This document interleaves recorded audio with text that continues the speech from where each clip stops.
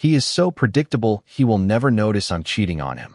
My wife secretly texted my boss to mock me, but she never expected I had uncovered everything and turned all her friends and every accomplice against her. The text message arrived at 9:47 at night, just as I was settling into my recliner with a beer and the remote. Kate's name lit up my phone screen with a few words that should have been innocent enough. I'm staying at Monica's tonight. Wine and spa don't wait up for me. I stared at those words as something cold settled in my stomach. My wife of 12 years had never been the type to improvise a spa afternoon.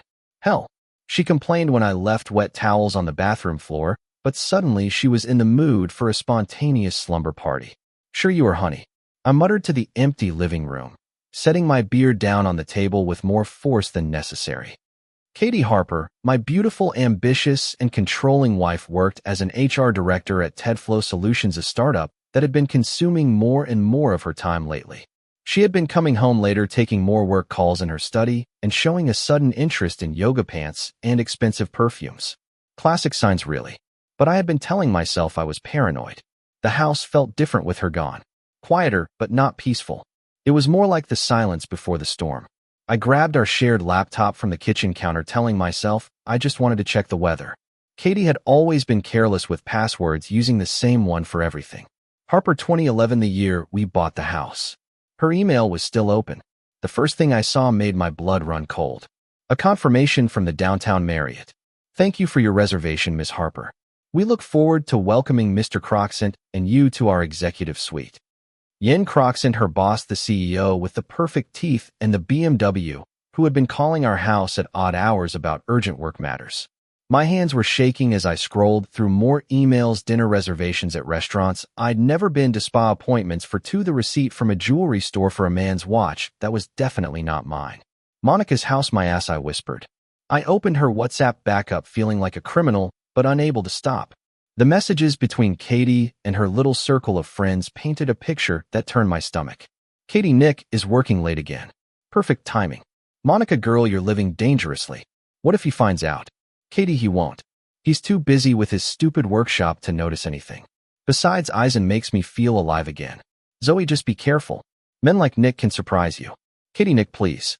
He couldn't surprise me if he tried. He's predictable as clockwork.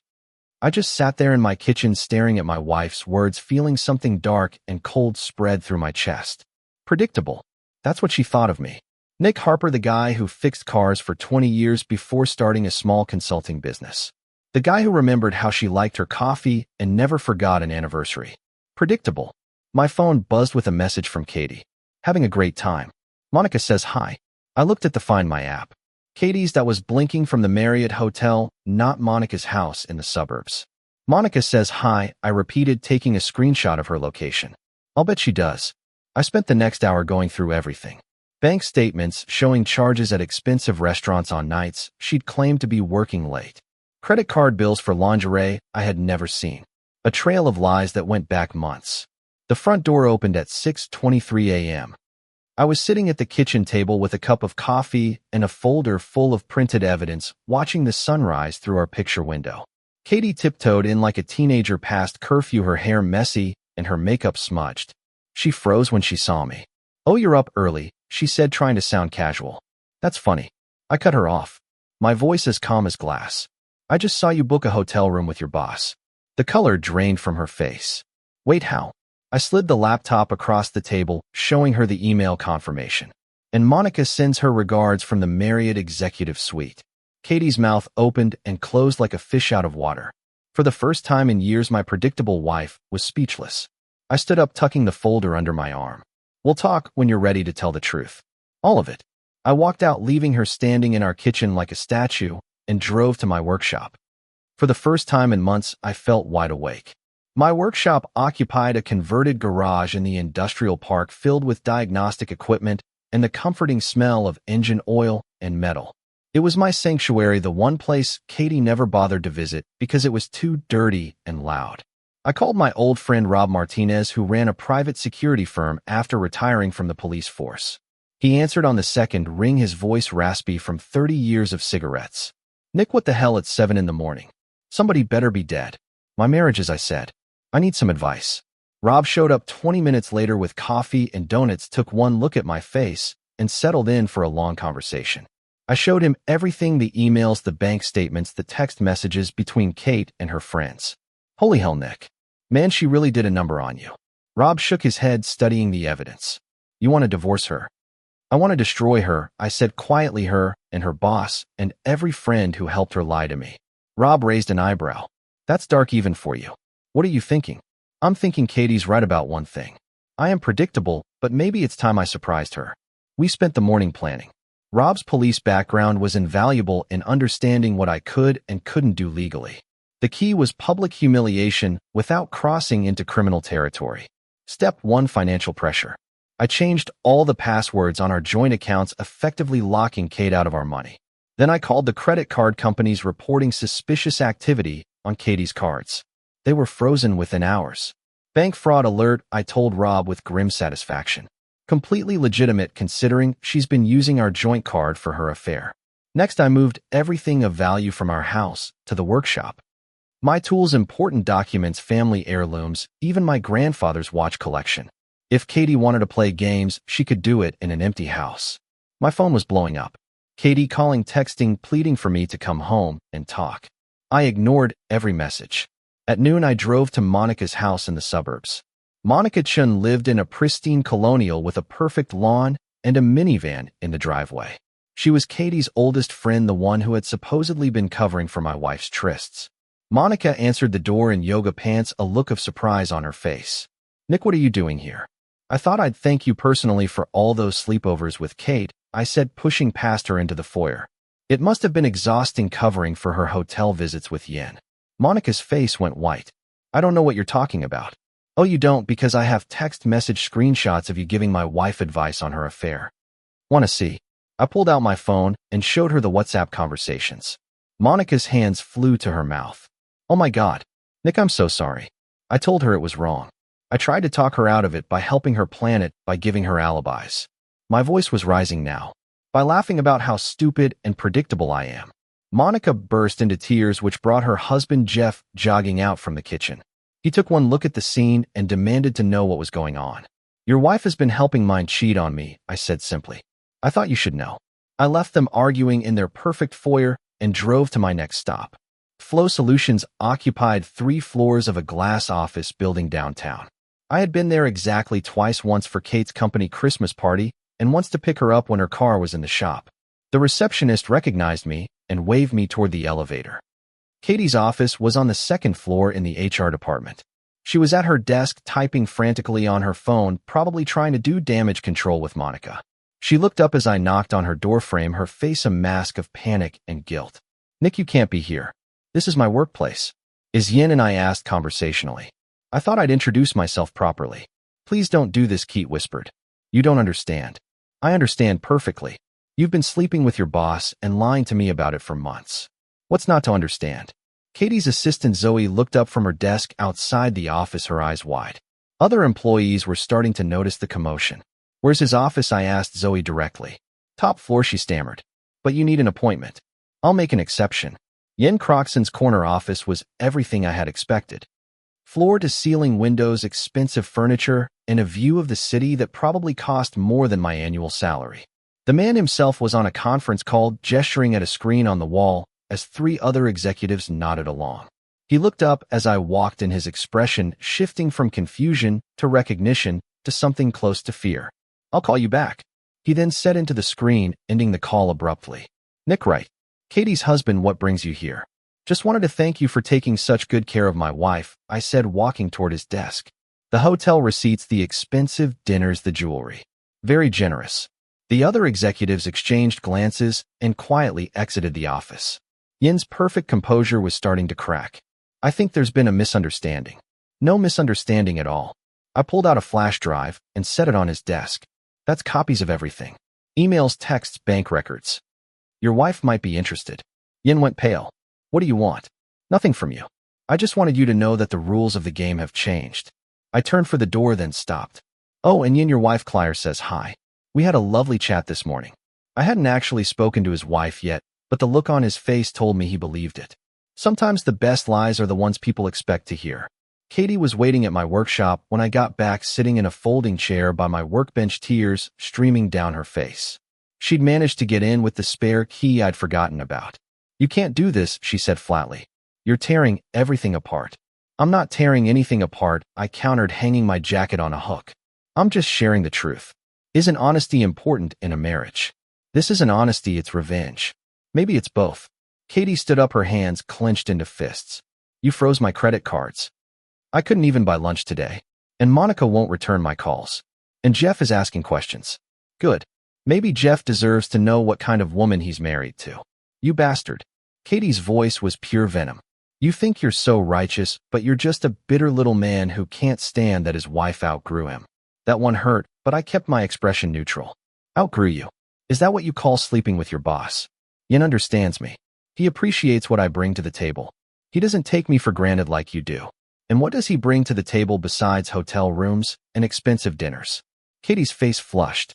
"He makes me feel special, important. When I'm with him, I'm not just Nick Harper's wife who does the laundry and the grocery shopping. I'm Catherine Harper, a successful professional woman who deserves better than this." She gestured around my workshop in disgust, and something inside me snapped. "Better than this? You mean better than the man who worked 60-hour weeks for 20 years to put you through college? Better than the guy who supported you through 3 job changes and your mother's cancer treatment? Better than the husband who never once forgot your birthday or anniversary, even when you forgot his? Better than the man who believed every single lie you told him for months because he trusted you completely?" My voice was rising. "Yeta, you definitely deserve better than that." She stared at me for a long moment, the tears still flowing. "I never wanted this to happen. It just happened. Affairs don't just happen. You made choices. Every hotel booking, every lie, every time you looked me in the eye and told me you loved me while planning your next hookup, those were choices." Katie wiped her eyes with the back of her hand. "What do you want from me? You want me to beg? Fine, I'm begging. Don't destroy my career. Don't ruin my friendships. I'll end it with Yin. I'll go to therapy. Whatever you want. It's too late for that." "Why?" "Because your precious ego is bruised. Because I called you predictable." The words came out lower than I intended, but they hit Katie like a physical blow. "Because you and your friends laughed about how stupid I was. Because you thought I was too pathetic to ever find out." Katie's face crumpled. "I didn't mean." "Yes, you did, and you were wrong." My phone buzzed with a text from Rob. "Package delivered to Mrs. Croxant." She seemed very interested in the contents. I smiled for the first time all day. "Looks like Clyer got her care package." Kay's eyes went wide. "You didn't." "Photos, bank records, hotel receipts. It's amazing what you can find in public records if you know where to look." "Are you insane? Yin will destroy you." "With what?" "He has more to lose than I do. A wife, kids, a reputation. A board of directors breathing down his neck. I'm just a predictable guy with a tool shed." Katie pulled out her phone, probably to warn Yin, but I was already walking toward the door. "Where are you going?" "To finish what you started." The Reversi de Grill was Katie's favorite restaurant, the place she and her friends gathered for their weekly girls' night out. I had called ahead and reserved the back section, telling them I was planning a surprise party. Monica, Zoe, and Amanda, Katie's 3 closest friends and CEO conspirators, were already there when I arrived at 7 p.m. They sat around a circular table, whispering frantically and checking their phones. They looked up as I approached, their faces a mixture of guilt and defiance. "Nick," Monica said cautiously. "What are you doing here?" "I thought we should all have a talk," I said, taking the empty chair across from them. "About honesty and friendship and what happens when you help someone destroy a marriage." Zoe, Katie's assistant, spoke first. "Look, we know you're upset, but this is between you and Katie. It is because, according to these text messages, all 3 of you knew about the affair. All 3 of you helped her plan it. All 3 of you laughed about what a fool I was." I laid printed screenshots on the table, fanning them out like playing cards. The women stared at the evidence of their own words. Amanda, who worked in Techflow's marketing department, tried to grab the papers. "You can't just violate people's privacy like this." "Privacy? You mean the privacy of my marriage that you all helped destroy?" "We didn't destroy anything," Monica said, but her voice lacked conviction. Katie was unhappy. "We were just supporting her." "You supported her lies."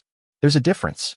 The restaurant was filling up with the dinner crowd, and our conversation was starting to attract notice from nearby tables. "Perfect. You know what's funny?" I continued, my voice loud enough to carry to the neighboring diners. My wife thinks I'm predictable, boring, too stupid to realize she's been cheating on me for months. But you know what's really predictable? Women who think they're smarter than everyone else until they get caught. Lower your voice, Zoe hissed. Why are you afraid people might hear the truth?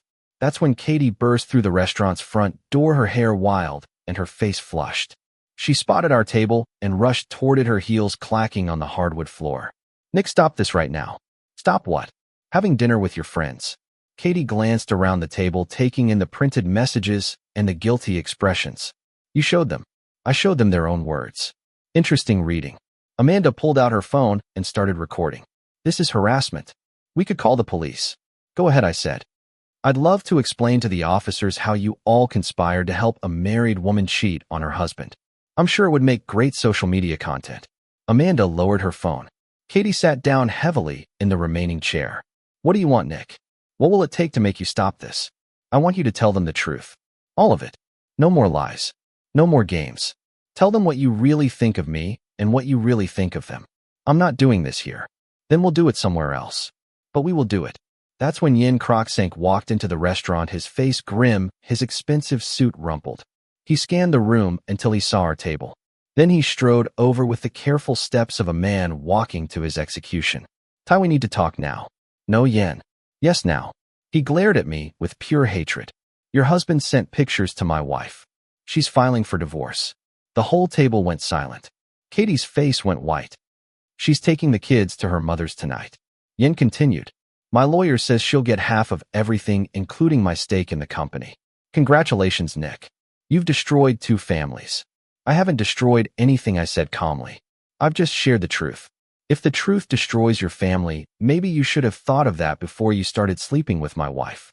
The words echoed through the restaurant, and conversations at nearby tables ground to a halt. Yin's face turned red. You have no idea what you've done. The board is meeting tomorrow morning. They're talking about removing me as CEO. 20 years building this company down the drain. Good, I said. Maybe they'll promote someone who doesn't sleep with their employees. Yin lunged across the table, grabbing my shirt, but I was ready. I stood up quickly, letting his momentum carry him past me, and he crashed into an empty chair. The restaurant erupted in murmurs and pointing fingers. You crazy bastard! Eisen scrambled to his feet. His perfect hair disheveled and his face twisted with rage. I'll sue you for everything you have. With what money? Remember, your wife is taking half. And I doubt the board will be generous with your severance package. That's when Tai finally broke down, completely burying her face in her hands and sobbing, her shoulders shaking with each breath. Her 3 friends sat frozen, unsure whether to comfort her or distance themselves. This is all wrong, Kate whispered through her tears. It wasn't supposed to happen like this. How was it supposed to happen, I asked. Were you planning to leave me for him, or just keep lying indefinitely? Katie looked up at me, her eyes red and swollen. I don't know. I was just feeling trapped, like my whole life was planned out, and I didn't have a say in it. Yin made me feel free. Free to lie and cheat and betray the people who loved you. Free to be someone other than Nick Harper's wife. The restaurant had gone completely quiet. Everyone now listening to our public meltdown. I looked around at the faces, some sympathetic, some judgmental, all fascinated by the drama unfolding at table 12. Well, congratulations, I said. Finally, you're not Nick Harper's wife anymore. The divorce papers were filed on a Tuesday morning in October, exactly 6 weeks after that night at the Reversi de Grill. I had hired the best lawyer I could afford, a sharp woman named Patricia Wells, who specialized in cases involving adultery and financial deceit. Katie tried to fight. Of course, she wanted half of everything, including my business and the house we had bought together, but Patricia had done her homework. The evidence of Katie's affair, combined with her use of joint funds to finance it, gave us considerable leverage. Adultery is still grounds for divorce in this state, Patricia explained during one of our meetings. And the fact that she used marital assets to conduct the affair plays in your favor. The judge won't look kindly on that. Meanwhile, Katie's world continued to unravel. Eisen had been forced to resign as CEO of TechFlow after the board learned of his affair with an employee. The company was facing potential lawsuits and HR violations, and Yin's reputation in the tech industry was destroyed. His wife, Care, had indeed filed for divorce and was seeking primary custody of their 2 children. Ty's friendships didn't survive either. Monica's marriage was on the rocks after Jeff learned about her role in covering up the affair. Zoe had been transferred to a different department at Techfau to avoid the gossip and drama. Amanda had posted the video of the restaurant confrontation on social media, where it went locally viral, making Katie eyes and minor celebrities for all the wrong reasons. The house felt different with Katie gone. She had moved into a small apartment across town, taking only her clothes and personal items. I changed the locks and security codes, reclaiming the space that had been ours for 12 years. On the day our divorce was finalized, I was in my workshop working on a diagnostic computer when Rob stopped by with coffee and news. Heard something from my buddy at the precinct, he said, settling into his usual chair. Eisen Croxang was arrested last night. For what DUI? Smashed his BMW into a mailbox outside his old house. Clyer called it in. Said he'd been drinking and trying to convince her to take him back. I shook my head. Pathetic. Wait, there's more. Katie was in the car with him. That stopped me cold. What? Yep, both drunk, both crying, both blaming you for ruining their lives. The responding officer said it was the saddest damn thing he'd ever seen. I thought about that for a moment. Tate Yin, two people who had thought themselves so clever, so sophisticated, so much better than old, predictable Nick Harper, reduced to drunk driving and public meltdowns. You know what's funny? I said finally, I don't feel sorry for them. I thought I would, but I don't. Why should you? They made their choices. Katie always said I was too nice, too forgiving, too predictable. I took a sip of coffee. Maybe she was right about the first two. Rob laughed. You're not the same guy you were 6 months ago. That's for sure. He was right. The man who had sat in his kitchen reading those texts, pitying himself and wondering what he'd done wrong, was gone. In his place was someone harder, more calculating, less willing to trust or forgive. The settlement hearing was held on a gray November morning at the family court building. Kate showed up with a public defender. She could no longer afford a private attorney while I sat beside Patricia with our carefully organized evidence. Judge Morrison was a no-nonsense woman in her 60s who had clearly seen every variation of marital drama. She reviewed our files with professional detachment, asking occasional questions or requesting clarification. Ms. Harper, she said finally, you are requesting 50% of the marital assets, including the family home and your husband's business. On what grounds? Katie's lawyer, a young man who looked fresh out of law school, stood up nervously. Your Honor, my client contributed to the marriage through her career and domestic support, and by conducting an extramarital affair using joint funds. Judge Morrison interrupted, consulting her notes. I see charges for hotels, restaurants, and gifts that were clearly not for the benefit of the marriage. Katie's face flushed.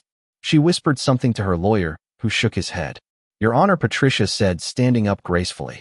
We are prepared to offer Ms. Harper 20% of the liquid assets, excluding the house and the business, in exchange for a clean break, no alimony, no further claims.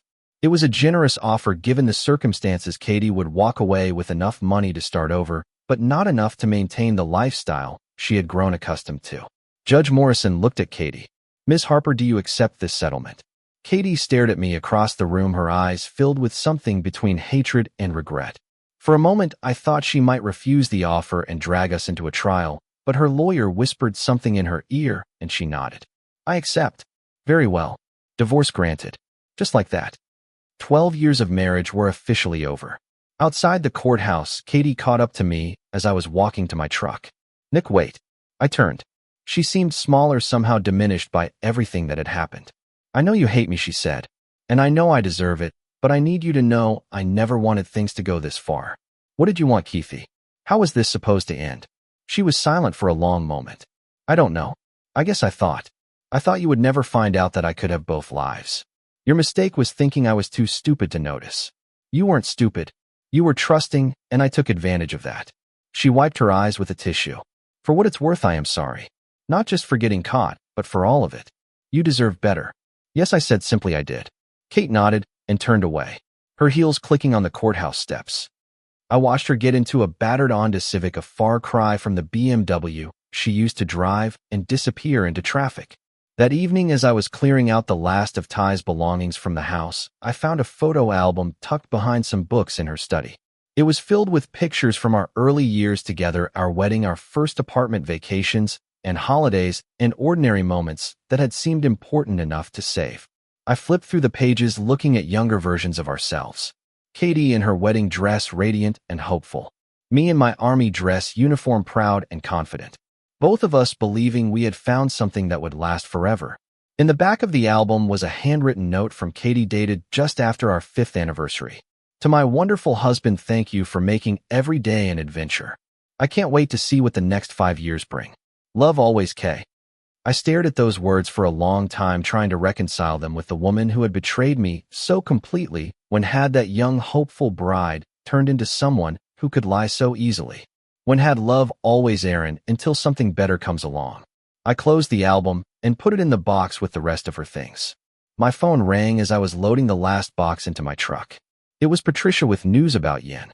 He pleaded guilty to the DUI, she said, lost his license for 6 months, and got probation.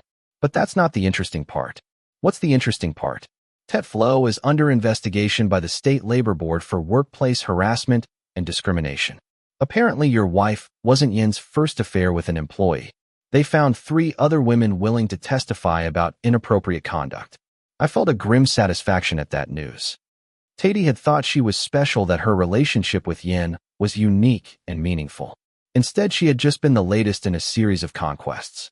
What happens now? Civil suits. The company's insurance probably won't cover intentional misconduct, so Yen could be personally liable for damages. He's facing financial ruin. After I hung up, I drove to the storage unit where I had put Katie's belongings. As I unloaded the boxes, I thought about the chain of events that had brought us here. Katie's affair, my discovery, the confrontations and revelations that had destroyed not just our marriage, but multiple families and careers. All because my wife had thought I was too predictable to fight back. The next morning, I woke up in my empty house and made coffee for one. The silence that had once felt oppressive now seemed peaceful. I had my life back, scarred and changed, but entirely my own. I drove to the workshop and opened up as usual. Around noon, a woman in her 30s came in with a worried expression and an Honda that was making strange noises. My ex-husband used to handle all the car stuff, she explained as I looked under the hood. I'm completely clueless. That's what I'm here for, I said, diagnosing a simple belt replacement. We'll get you taken care of. As I worked on her car, she told me about her divorce, her struggles with being suddenly single, her fears about starting over. I listened without judgment, offering practical advice when she asked for it. You're very kind, she said when I finished the repair. I was half expecting to get ripped off. Honestly, most mechanics see a single woman and assume she's easy prey. Not all of us, I said. She paid her bill and left with a smile, and I realized something had shifted inside me. The anger that had sustained me through the divorce was finally starting to fade, replaced by something more like acceptance. Katie had been wrong about me in more ways than one. I wasn't just predictable, I was reliable. I wasn't just boring, I was stable. I wasn't just trusting, I was honorable. Those weren't weaknesses to be ashamed of, they were strengths to build on. That night, I got a text from an unknown number. It's Claire Crocsink. I wanted to thank you for opening my eyes about my husband. The divorce should be final next month. I hope you're doing well. I texted back. I am. I hope you and your kids are too. A few minutes later, we are. It's scary starting over, but it's also liberating. I feel like I can breathe again. I understood exactly what she meant. 6 months later, I was having dinner at the Reversi de Grill, the same restaurant where I had confronted Katie and her friends. I had become something of a regular, enjoying the food and the atmosphere without the weight of deceit hanging over me. I was reading the news on my phone when I heard a familiar voice from across the restaurant. Katie was there with a man I didn't recognize. Their conversation was tense and whispered. I can't keep doing this, the man was saying. My wife is getting suspicious. Just give me a little more time, Katie replied. I'm working on getting my own place, a place where we can be together properly. I shook my head and went back to my dinner. Some people never learned. As I was paying my bill, Katie saw me and walked over to my table. She looked older, worn down by the consequences of her choices. Hey, Nick. Ty, how are you? Better than I deserve. You. She glanced back at her companion, who was nervously checking his phone. I'm getting by. Starting over isn't easy. No, I nodded. It isn't. I hear you're doing well. Business is growing. It is. We stood there in awkward silence for a moment. Two people who had once shared everything now had nothing to say. I should go, Katie said finally. My friend is waiting. Married friend, I asked quietly. Katie's face flushed, but she didn't deny it. Some habits are hard to break. Some people are hard to fix. She went back to her table without another word. I left the restaurant and drove home to my quiet house, feeling something like pity for the woman who was once my wife. A year after our divorce was final, I ran into Monica at the grocery store. She looked embarrassed when she saw me, but I gave her a polite nod and continued shopping. Nick, she called out as I was loading my cart. Can I talk to you for a minute? I waited as she approached, noticing the dark circles under her eyes and the wedding ring that was no longer on her finger. I wanted to apologize, she said. For my part in everything, I know it doesn't change anything, but I need you to know I'm sorry. How's Jeff? I asked. We're divorced. He couldn't get past the lying, the breach of trust. I don't blame him. She shifted uncomfortably. I haven't spoken to Tati in months. After everything fell apart, our friendship just kind of ended. I'm sorry to hear that. I really am. I meant it. Yes, the truth is I never wanted to destroy everyone's lives. I just wanted the truth to come out. Monica nodded. The truth has a way of doing that, doesn't it? Of destroying things, only the things that were built on lies. She left without another word, and I finished my shopping in peace. 2 years later, I was locking up the shop when Claire Croxang stopped by. She looked healthy and confident, a far cry from the devastated woman I had helped expose her husband's infidelity. I hope you don't mind me stopping by, she said. I was in the neighborhood and wanted to thank you again. How are you? I'm good, really. The kids and I moved to Portland last year. I got a job at a nonprofit, and we're all a lot happier. She smiled. Hen, the beat every other weekend when he can afford the plane ticket. How is he? Broke mostly. The lawsuits from his other victims bankrupted him. He's working as a sales manager at a software company, now making a tenth of what he used to. She shrugged. I can't say I feel sorry for him.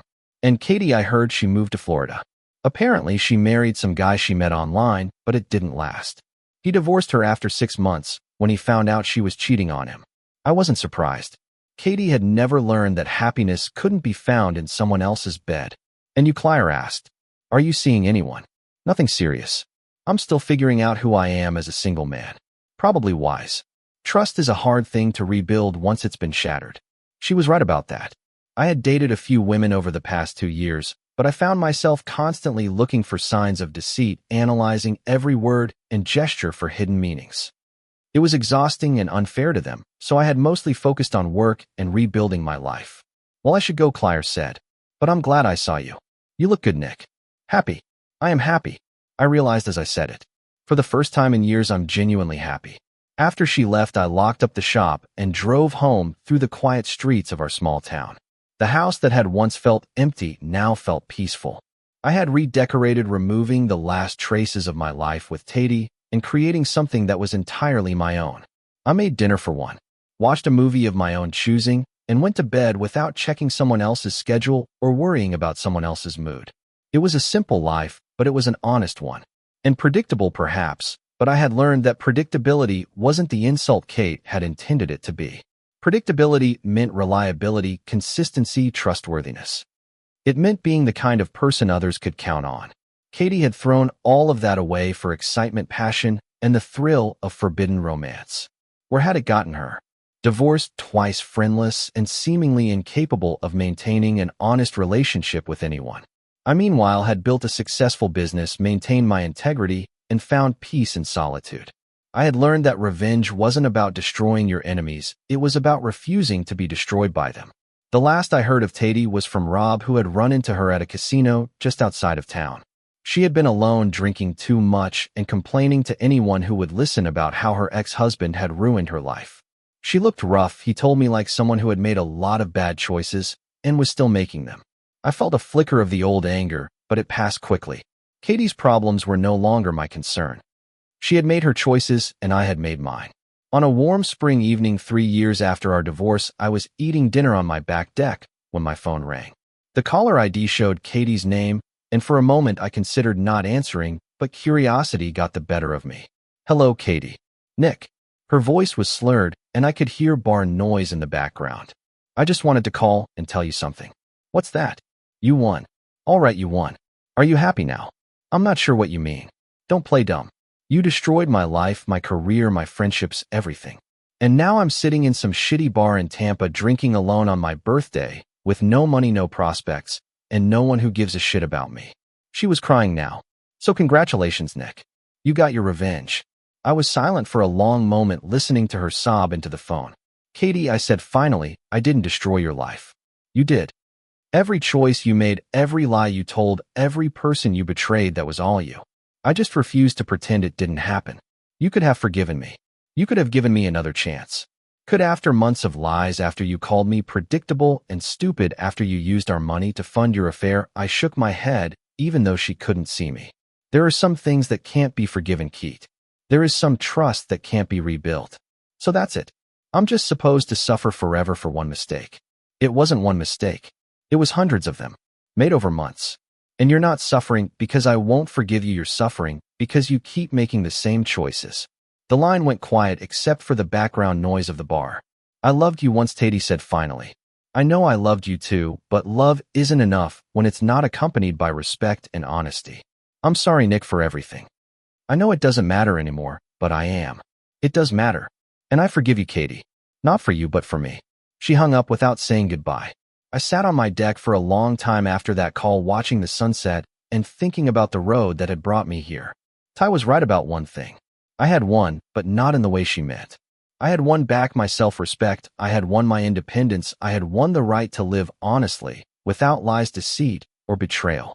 I had won a life that was entirely my own, and yes, I had gotten my revenge. Not through elaborate schemes or public humiliations, though there was some of that, but by simply refusing to let Teddy's betrayal destroy me, by building something better from the wreckage of our marriage. The predictable man she had underestimated had surprised her in the end, not by becoming someone else, but by becoming more fully himself. 5 years later, I was a different man living a different life. My business had expanded to include 3 locations and a dozen employees. I had bought a larger house in a better neighborhood. I had even started dating again, carefully, slowly, but with genuine hope for the future. I never saw Katie again, though I heard occasional updates through the town gossip mill. She had moved back to our town, working as a receptionist at a dental clinic and living in a studio apartment. She had apparently sworn off marriage and relationships altogether, focusing instead on staying sober and trying to rebuild some connection with her family. I wished her well in an abstract sort of way, not because I had forgiven her, though I had, but because holding on to anger was like drinking poison and hoping the other person would die. On the 5th anniversary of our divorce, I was having dinner at the Reversi de Grill when the hostess approached my table. "Excuse me, Mr. Harper. There's a woman at the bar who asked me to give you this." She handed me a folded cocktail napkin with a message scrawled in familiar handwriting. "Thank you for teaching me that actions have consequences. I hope you're happy." I glanced toward the bar, but Katie was already gone. Through the window, I saw her walking down the street alone, her shoulders straight and her stride steady. She looked sober and determined, like someone who had finally learned from her mistakes. I folded the napkin and tucked it into my wallet alongside business cards, receipts, and the other debris of daily life. It seemed a fitting place for the final word of our story. Put away, but not forgotten. A reminder of where I had been and how far I had come. The waiter brought my check, and I paid it in cash, leaving a generous tip. Outside, the evening air was warm and full of possibility. I walked to my truck, started the engine, and drove home to my quiet house and my honest life. Predictable, maybe, but it was a good life built on truth and earned through struggle. And in the end, that was revenge enough.